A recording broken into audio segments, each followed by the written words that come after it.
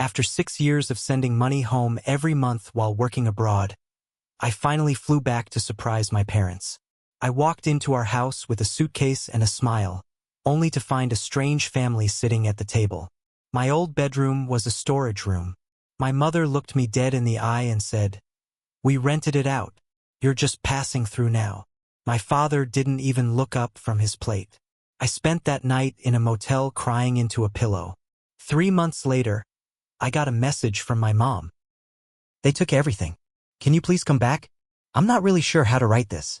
My hands are shaking even now, months after it happened. But I need to get it out. Maybe someone else out there has gone through something like this."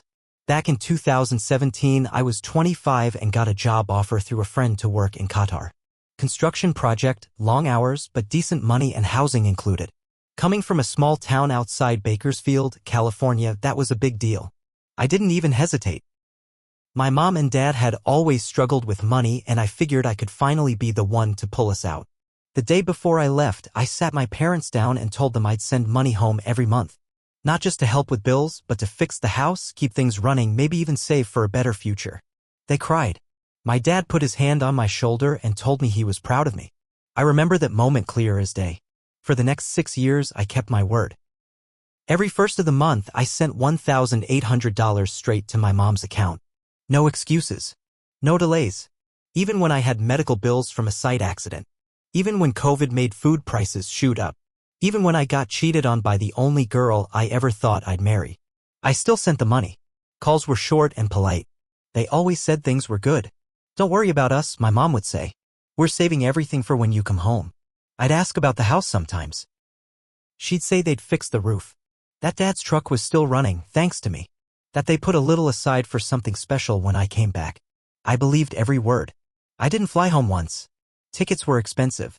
I worked all year, every year. No vacations. No breaks. No real life. My life was a bank wire and a few late-night calls. But I believed it was worth it. So when my contract ended in 2023, I didn't tell them. I thought maybe for once I could surprise them instead of the other way around.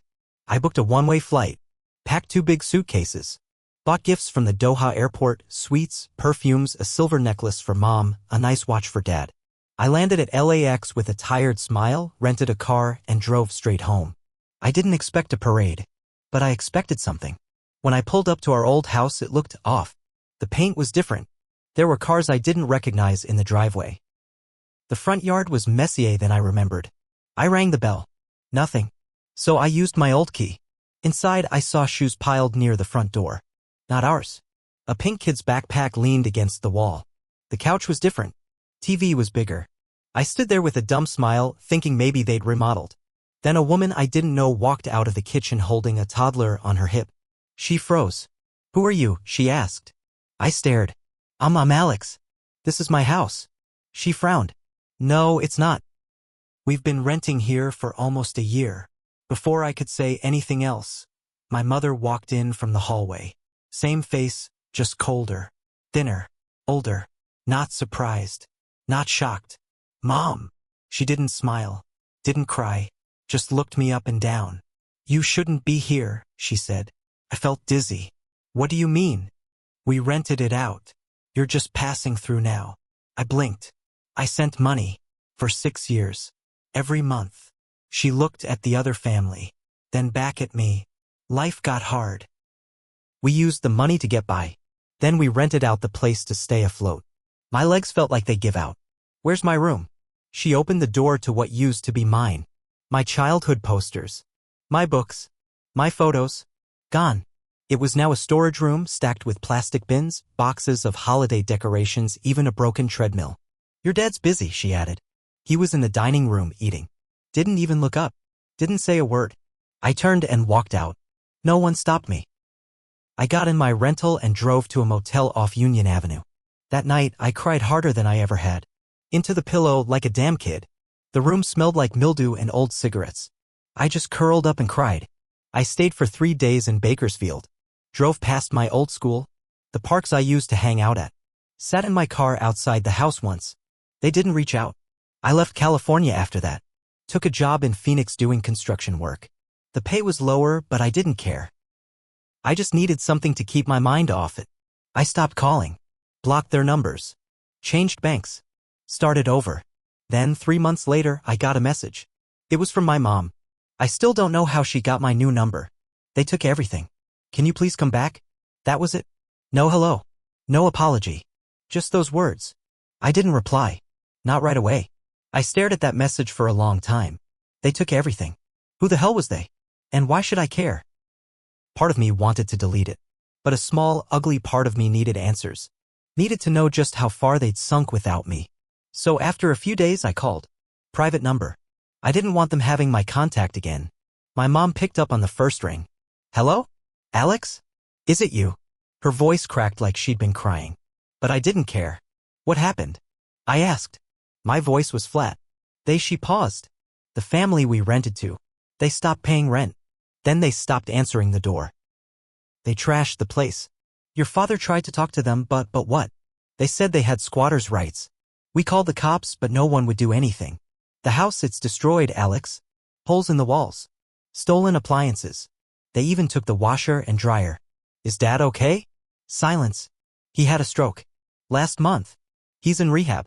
Insurance won't cover everything. We're broke. Please, can you come back? That silence stretched long between us. I wanted to say, you made this bed. I wanted to say, you sold me out. But instead, I said, I'll think about it. I hung up. I didn't think about it. Not really. I got up the next day, went to work, and tried to forget it again. But a week later, something else came. This time, it was a letter. Handwritten. From my father. It was shaky, like his hand couldn't stay steady. But it was short. Alex, I know you hate us. I deserve it. We failed you. I failed you. I let your mother handle the money. I didn't ask questions. I just let it happen. But I never stopped being proud of you. I just didn't know how to face you when you came home. He'd included a photo. It was of me as a kid standing next to him at the old fishing dock near Lake Ming. He looked younger. Happier. So did I. I didn't cry. I just stared. Then something clicked in me. They took everything? So did you. You took me. You used me like a paycheck. You let strangers live in my room. You let me cry in a motel while you sat 10 feet away pretending I didn't exist. But maybe I could come back. Not to help. Not to forgive. But to show them what happens when you treat someone like they're disposable. I started planning. First, I contacted a lawyer in Bakersfield. Told her the situation. Gave her proof of the money transfers, 6 years' worth. Every bank receipt, every email confirmation, everything. She said if you want to pursue legal action, you have a strong case. Especially if your name was ever on the house deed. It wasn't. But I had texts. Voicemails. Promises from my mom saying the money was going toward our house. That helped. Then I called my cousin Kevin. Kevin was always the black sheep of the family, loud, messy, divorced 3 times, but loyal. He'd once told me, you ever need a hand or a truck or someone to shut a door that shouldn't be open, you call me. I called. 'Cause he said, tell me when and where. I'm coming back to Bakersfield, I said. But I'm not coming to save anyone. I didn't fly back right away. I needed to see the damage from a distance first. Kevin drove to the house one afternoon and video called me. He didn't say much, just let the camera roll. The yard looked like a junkyard. Piles of broken furniture sat near the garage. The front door had a crack straight down the center. Graffiti on the fence. Windows with cardboard taped up instead of glass. Then he stepped inside. I saw the living room. Torn couch cushions. Dirty dishes stacked on every surface. Walls stained and scribbled on. Cigarette burns on the carpet. Then the camera turned. There, in the hallway, standing like she didn't know what the hell to do anymore, was my mom. Her hair was gray now. She'd always dyed it brown when I was a kid. She looked smaller somehow. She saw Kevin and tried to talk, but he turned the phone away and walked out. Later, he texted me, they're done. House is wrecked. I'd sue if I were you. I thought about it. But then another twist came. Kevin called me 2 days later. You won't believe who I saw. Who? That guy renting the house? The one that trashed everything? He's not gone. He's still in Bakersfield. Living down on P Street with his cousin. And get this, he's trying to flip your house. What? He posted online some half-assed rent-to-own scheme. Said it's a fixer-upper he's managing for an old friend. I recognized the pictures. He's using the old Zillow shots from before they wrecked the place. I felt my stomach twist. So he's trying to scam someone else using my parents' house? Yep. Guy's a damn cockroach. I saved the listing. Took screenshots. Sent everything to my lawyer. Then I called the Bakersfield police, not expecting much, but worth a shot. I reported a fraudulent listing and trespassing. They said they'd look into it. But I knew how it worked in this town. If you wanted action, you had to make noise. So I did. I posted on every local community Facebook group I could find. Shared the listing. Shared the video Kevin took. I wrote the whole story about how I sent money for 6 years, came home to strangers, and now someone was trying to scam another family with a wrecked house. The post exploded. Hundreds of shares. Dozens of angry comments. People tagging news reporters. Some recognized the guy, called him a serial squatter. Said he'd pulled the same move before with other homes. A reporter from a local station met me. Can we talk? I said yes. 2 days later, my story aired on evening news.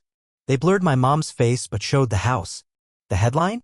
Sold out by my own parents, local man returns from overseas to find family home stolen and destroyed. That's when it all blew up. I started getting messages from people who knew my family, old neighbors, church folks, even teachers. Most were supportive. Some were shocked. One woman wrote, "Your mom always said you were living the dream. She never told anyone you were sending money. That part hurt the most. They took credit for what I built. Lived like kings while I broke my back in the desert. And now they wanted help?" But the real twist came a week later. My mom showed up at Kevin's house.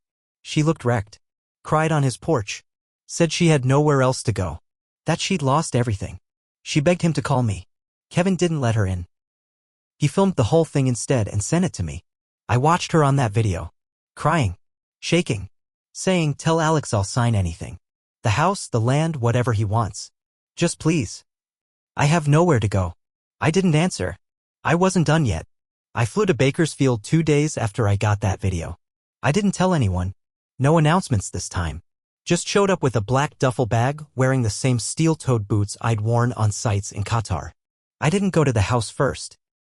I went straight to my lawyer's office. We signed the final paperwork officially suing my mother for the full amount I'd sent over 6 years. Over $129,000. The texts and emails made it airtight. My lawyer also filed for a lien on the property. The moment it sold or was inherited, I'd be paid out. Then we moved to press criminal charges against the squatter for fraud. The fake listing was enough, but combined with the damage and the rental scam, the police finally moved. He was arrested later that week. After that, I went to the house. My childhood home was half boarded up now. Spray paint on the side of the garage. Trash bags by the curb. No one answered the door. I walked through the side gate and saw my mother sitting alone on a plastic chair in the backyard. She looked up at me like she'd seen a ghost. "Alex, I didn't sit. I didn't hug. I just stared." "Why?" I asked. "Just tell me why." She wiped her face. "It got away from me. At first, the money helped. Then we got used to it. Then it wasn't enough. Your dad stopped working. We fell behind. So we rented out the house. Said it'd be short term. You never saved any of it?" She didn't answer. "I slept in a motel crying into a pillow," I said. "And you stood 10 feet away from me and said I was just passing through." She broke down. "I didn't know how to face you," she whispered. I was ashamed. But then it was too late. "No," I said. "You made it too late. You could have stopped at any point." I handed her a manila envelope. "What's this?" "Eviction papers. Civil suit. I'll take the house. Sell it, tear it down, doesn't matter. You'll get nothing. Not a cent." She stared at me, mouth open. "I gave you everything," I said. "And when I had nothing left, you threw me out of the one place I thought I belonged." She fell to her knees, sobbing. Begged me to reconsider. Said she'd sleep in the car, in a shelter, anything. "You should have thought of that when I called from overseas with a busted leg and you said you were busy cooking." She reached for me. I stepped back. I didn't speak to her again. My dad passed away 3 months later. I didn't go to the funeral. I got a text from a cousin saying Mom was living in a small apartment paid for by a church donation fund. I never checked. The house sold in pieces. I kept the money. Used it to start a business in Arizona, construction like before, but mine this time. I don't live rich. Don't drive anything fancy. But I sleep well. They took everything. So did I. And I'm not sorry.